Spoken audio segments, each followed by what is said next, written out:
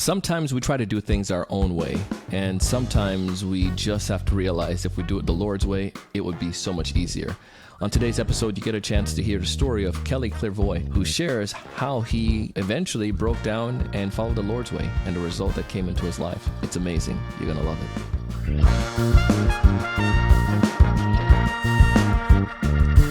Hey everyone, welcome to Changing. My name is Donald Kelly and I'm your host, and I'm super excited to have you join us today. This podcast is designed to help individuals like you and me change our lives and to become closer to Jesus Christ. On today's episode, we have a fantastic guest. His name is Kelly Clairvoy. Kelly is a friend of mine, and I knew Kelly back from his college days, and he was able to share some of his stories with us today. He is right now almost there. He's a paralegal, but is just waiting to get his results back from the bar. He has an amazing family, beautiful wife, a wonderful son, but his life wasn't always this way. He had his challenges like you and me, our trepidations or difficulty, but he was able to finally overcome that hurdle, overcome those challenges. As you dive into this episode, think about one individual that could benefit from it and take the link and share it with them. I know they will love it. Let's go ahead and dive in and hear Kelly's story. Kelly, welcome to the show, man. Welcome to the show. Thank you so much. I'm glad to be here. Man, I'm looking forward to this. Looking forward to connecting with you. As I mentioned before, this podcast is all about helping individuals change their lives and to draw closer to Christ. And I know you have a powerful story. And for each and every one of us, we can all learn from each other and to learn and grow. And I'm really stoked about that. But before we dive in, everyone has their... we do things on a day-to-day basis. We have our professional life, and I'll be curious to kind of learn about, just tell us a little bit more about you, man. I know you have a family, you have a little guy, 1.5, and what do you do for a living, all that fun stuff? Oh, yeah. So I'm married. I've been married for about 2 years. We just celebrated our 2-year anniversary in August. I have he's about to be 17 months this month in September. A boy, his name is Kel, so he was named after me. A little boy, my pride and joy. So, yeah, a small little family. I currently live in Orlando right now, and what I do for work, currently I'm a paralegal. I'm waiting on my bar results, so hopefully in a couple weeks I'll be an official lawyer. So I'm happy about that. The journey's been long, so I'm pretty excited and happy about that. Right now, currently, I'm a paralegal. I work for a nonprofit. And so pretty much my main thing right now is I do immigration for the nonprofit. Yeah. So I help immigrant clients. So it's good because I help people all over the Caribbean since I'm in Orlando. So it's mostly a lot of Haitians, Jamaicans, Cubans, Trinidadians, and also like currently Bahamians. I haven't had a Bahamian client yet. But I have Nigerians, people from Somalia, different places to Africa. They're mostly all minorities. People from Israel as well. Yeah, all over the places. And so I help them get their immigration documents for the nonprofit, and some be full-time in-house counsel once I pass the bar.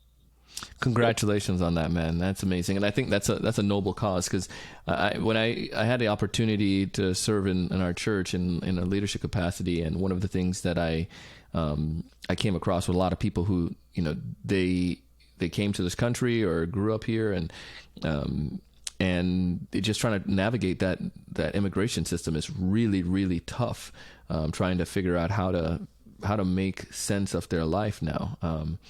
And anyways, but that's just noble. So, I think there's some people maybe I can connect you to, or connect to you to get resources or insights. Yeah, the more the merrier. Like I said, I'm an immigrant as well. I was born in the Bahamas, so I immigrated through here. So I had to go through the immigration process myself, and we got charged a lot by the lawyers. And so to be able to... Right? Yes. Yeah. So to be able to do it for free for clients is like such a blessing in my life. Yeah, that's like a heaven sent for many. Well, speaking about that, man, I can tell like your faith is something that's important to you, and your belief and your focus and following of Jesus Christ. And I know none of us were just born perfect in following Christ, and I make mistakes every single day, and I'm still striving towards that, and I'm changing every day. But before we were recording, you told me started telling me about a story about your life. about how you change and how the scriptures were pivotal towards that. Talk to me a little bit more about that. Let's dive into that a little bit more. Yeah, so I think I came to a point in my life, I had graduated out of high school. I was in college in the first year, and I think that's when you're on your own. I was away from home. I wasn't in the same city or state, and pretty much I was failing. I was failing at school. I was failing at everything, work. I felt like I couldn't do anything right, and I think I just got to that point, and I was just like, nothing's working for me. I'm like, I don't think I'm gonna make it. Like, that feeling like I don't think I'll make it in life. Like I might fail. Like I'm gonna be somebody that probably had potential but just failed to never live up to it. And so I just knew the way I was living. When you say the way you're living, because it seems like you're always like a good guy. What were you doing that made it feel this way? Well, I think I'm not naturally a good person, but like I wasn't naturally, I would say, super strong religious person. I would say any of that. It was just like, church. I went with the flow. Like, okay, I'll go to church. Everybody goes to church. I'm from the South. But I didn't do anything to actually grow and strengthen my testimony.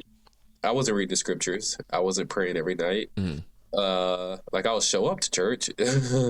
I'll be there, and then if it came to following the rules, I was just like, I didn't have a strong enough testimony that I was always going to be like, no, I'm going to do this, or yes, I'm going to do this. I was just like, whatever. I just went with the flow sometimes. So, like, I just didn't have a strong enough testimony to be like, I'm dedicated to the gospel or anything.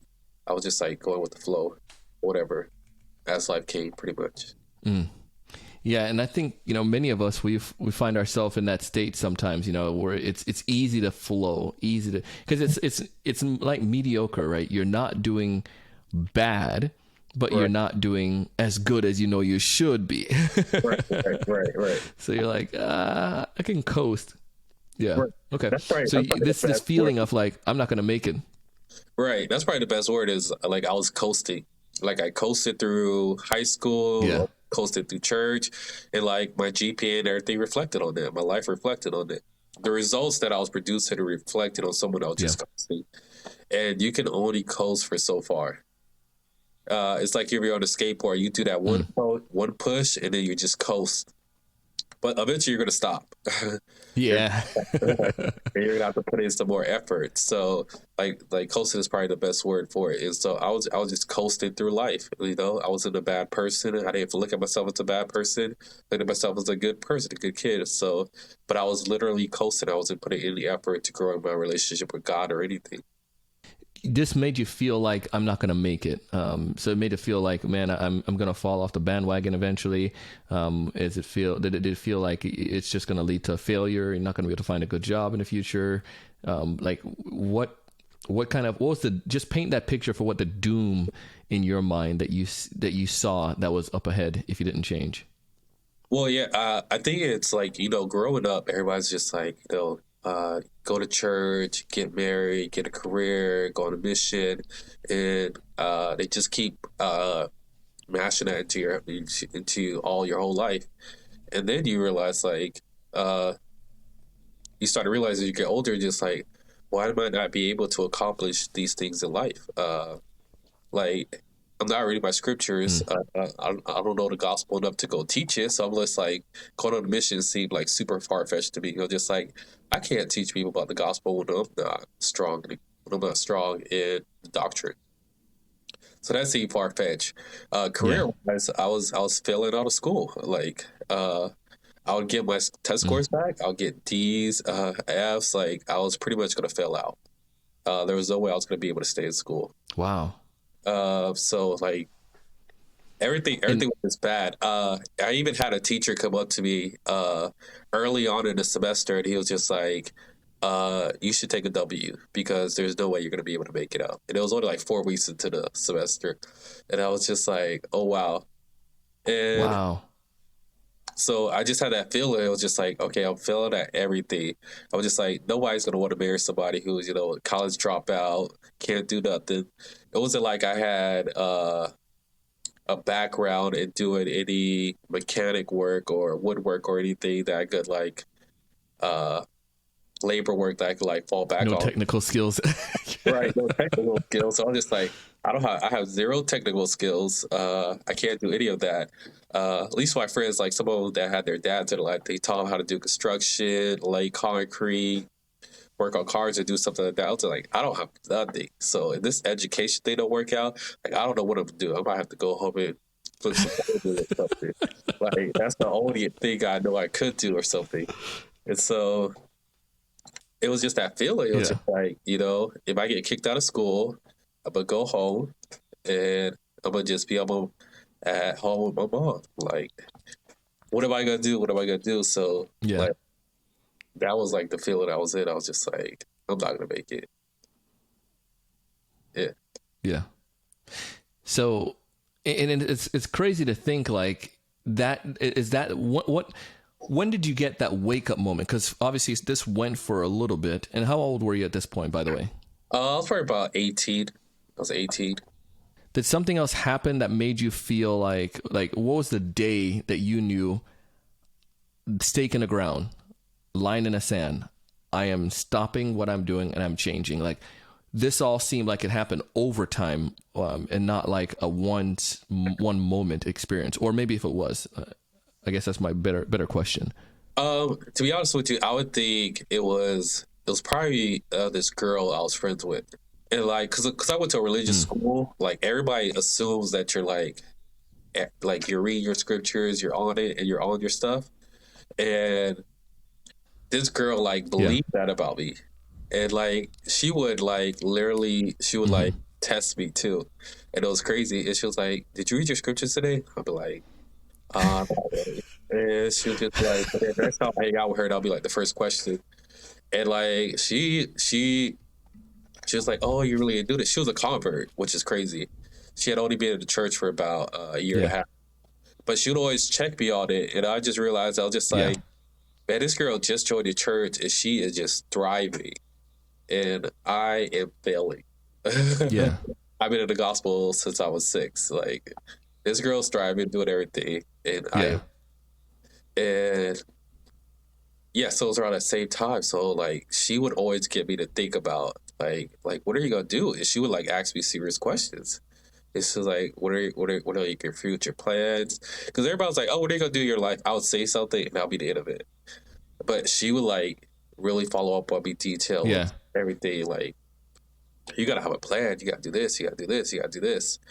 And so like she like really helped me focus. And it was crazy because like we never even ended up dating or anything. We met uh at like a party and we exchanged numbers to date, but it was clear that she wanted somebody super spiritual and I wasn't there.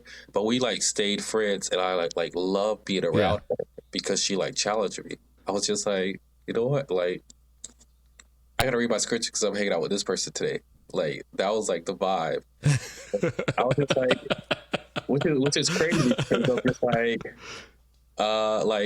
there was so many other girls I could be dating or like I was talking to and everything, but I wanted to hang out with this girl. Yeah, I was going home for hanging out with her, and like she was like she had challenged me to get like did you read scripture? I was like nah.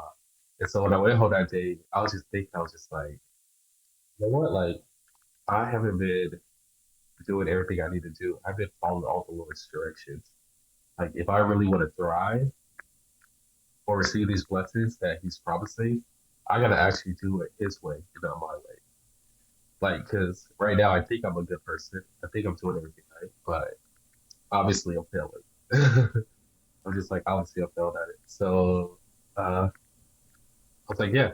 So then I was like, all right, I'm gonna start reading my scriptures. I'm gonna start doing everything. I'm gonna start praying every single day. Uh, I'm gonna see how it goes. Start from there. And the thing that helped a lot is just like reading the scriptures. Like you can really dive in and like feel the spirit, and it like helps you continue to read off for a lot longer. And so I started reading my scripture. I was like, oh man, this is super interesting. Like stuff that like I had probably read like once or twice before, but like I never really felt it, and I was just like never really connected with stories like I am right now because now that I'm older, I'm connected to the challenges and struggles that people went through in the scriptures. And so I was reading for a lot longer than just like Mm. 5 minutes. And when I was in college, like I could not read for longer than like 20, 25 minutes.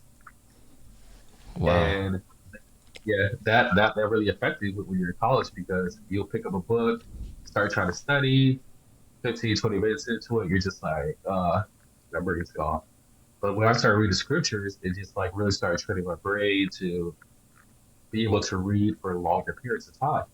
And so, like, as I was reading my scriptures, after I read my scriptures, I would then go on to like study for classes and everything. And that helped my study routine because I was more dedicated to it. And I was actually setting up out time to do it, which is another big thing. When you study your scriptures, like you set a time to read out your scriptures. Hmm. And then you set a time to study.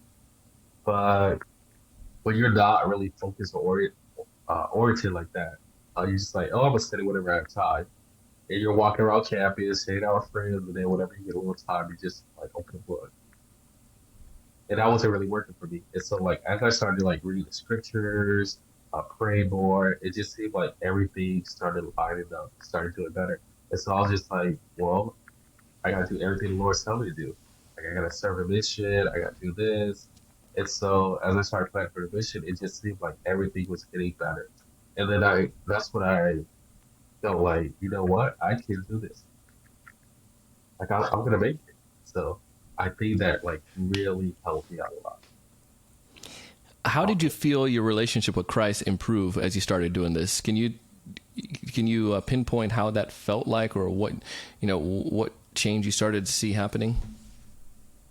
Yeah, I think when you really feel like Christ knows you and He knows exactly what you need, you really feel like He knows you and He understands what you're going through and He's willing to help you out.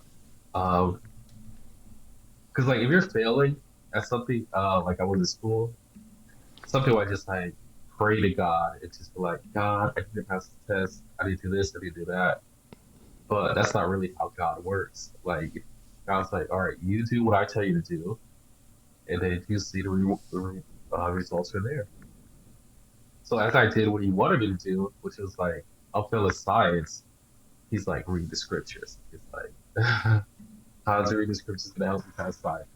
And so, like, as I started reading scriptures, it helped my brain be able to focus, set out times to do everything else, and then everything just clicked. So I think understanding that your Heavenly Father knows exactly what you need and exactly what you need at that time, like that's when our relationship like grew. And then I started to feel like, okay, the Lord is gonna bless me with all of these things that I desire. Like it's gonna work out. Now, in the Church of Jesus Christ of Latter Day Saints, you go on mission. So you went on a 2-year mission. How did that impact? This change started impacting your decision to go on a mission, and then also your mission experience. It definitely impacted it because I was just like, well, if I want this to work, if I'm really gonna do everything He needs to say, if I'm really gonna do everything He says for me to do, like I need to serve a mission. And so me not having a good understanding of the gospel, like I'm still like down on myself. I'm just like, I'm just gonna start doing everything. I'm just gonna start filling out my papers. I'm just gonna start doing all this stuff. And then I just started doing it. And then everything worked out. Like everything just started working out. It started clicking. They were just like, oh shoot, I got a mission call. Like, oh, I'm leaving. Like it just really started clicking. Uh, and then when I got my mission, like it like that's when you really, really, really understand how much the Lord like knows you and knows your needs, and like really understanding the love that He has for you, and you're exactly where you need to be at a certain time. Like Mm. like on my mission, like it was this like experience I had that like I knew I was like exactly where I needed to be at the time, and I have always held on to that memory because it was just such a powerful experience, and it even reflects on like what I do right now. It's just like how everything is so connected. Uh, I can share it real quick with you. It was just like a miracle. Like I went on a mission. Sorry. We had like a zone meeting, and our mission president was just like, you have to talk to everybody. Everybody you have to talk to. Everybody you got to talk to. And so later that day, like I was like feeling up from it. For like slow meetings, they like you're, you're going out there, and I was just like I'm gonna talk to everybody. So I remember being on this road. It was like I was on one side of the road. It was like a main road, a lot of cars passing by. We were going to this appointment that usually flakes out on us. So we're thinking the guy's gonna flake on us again. I remember just looking up and looking, and I saw something made me look way down the street, and I just saw like this girl. She was probably our age. She was in her 20s, and something just made me look at her, and she was like way down the street. And but then I just kept. She was on the other side of the street of this main road, and so we keep walking to our appointment, and we see her. She like darts across the street, and literally she just sits like on the curb of the street, looking at a car's path. I'm like, this is like weird to me. This is like super weird. So when we finally walk past her, like her back is facing towards. I'm like, hey, how are you doing? My name is Elder Clairvaux, blah blah blah, and she says nothing to us.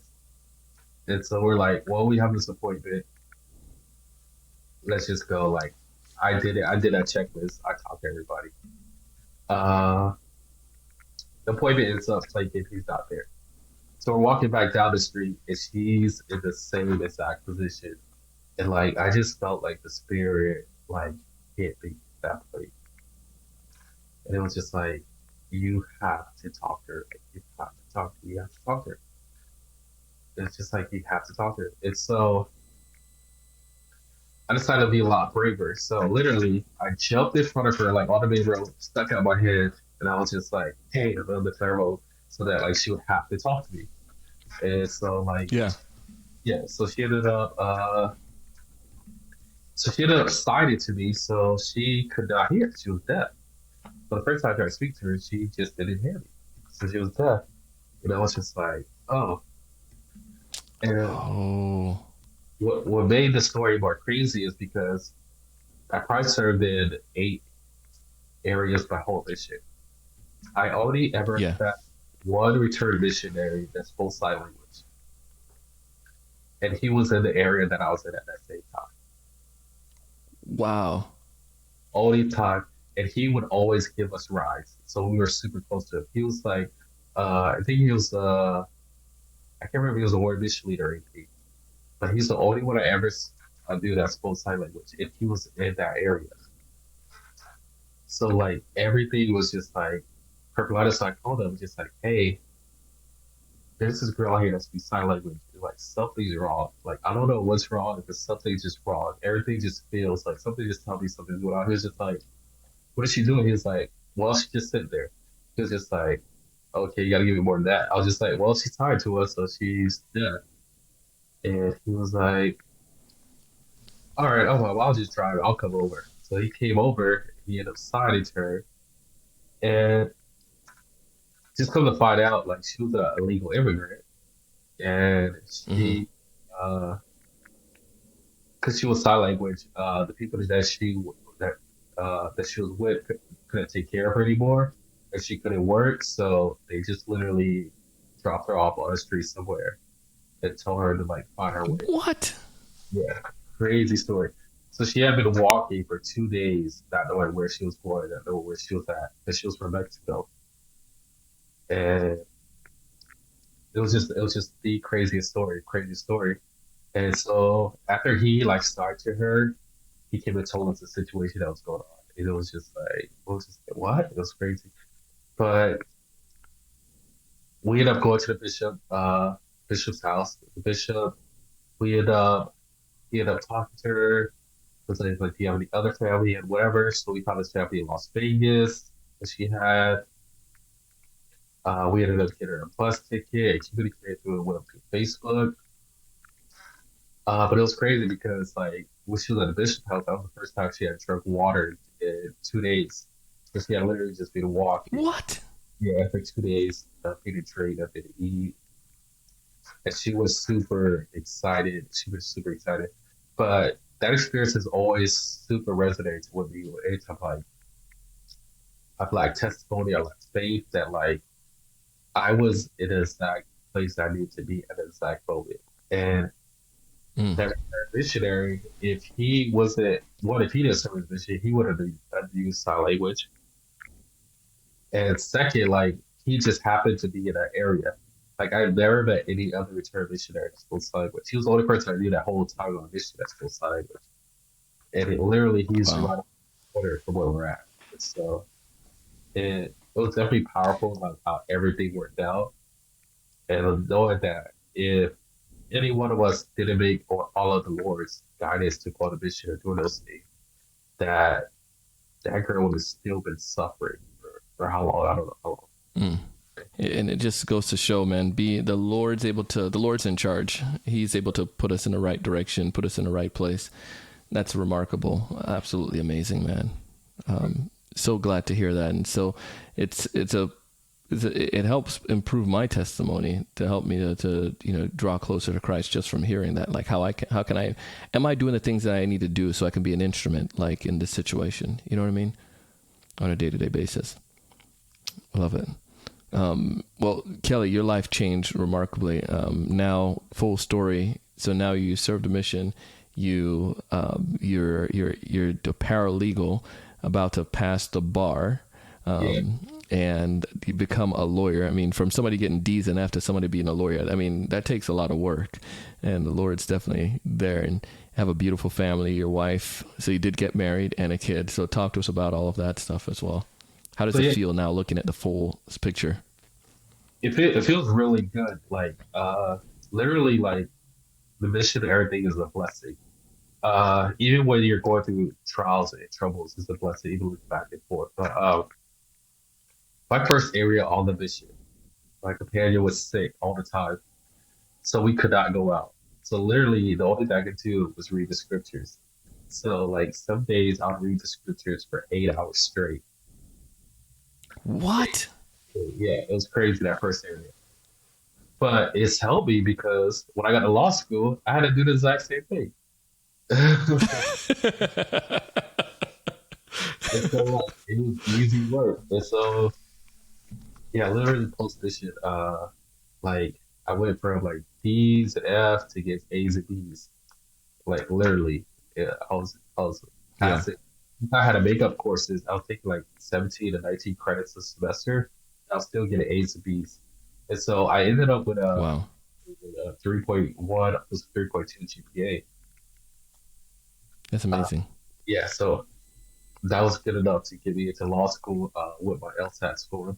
And yeah, and so I was able to graduate law school, and like all those skills for the mission like helped me. And I even feel like a mission really prepares you for marriage because you're with somebody for 24 hours a day all the time. And so like Yeah.